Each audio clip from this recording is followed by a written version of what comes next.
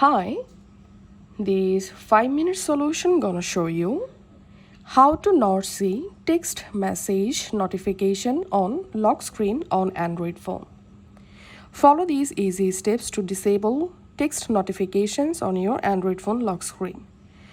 First of all, unlock your Android phone and go to your settings app. And here, first of all, tap on notifications and tap on app notifications. And here search for message. Now all you have to need, tap on message, and here notification types, make sure to uncheck lock screen from notification type section.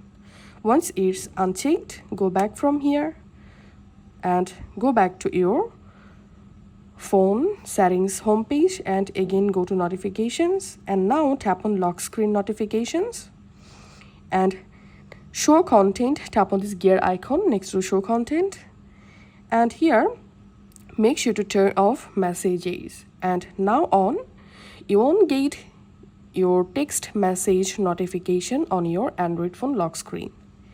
If this video helped you out, please leave a like and leave a comment down below. Thank you for watching.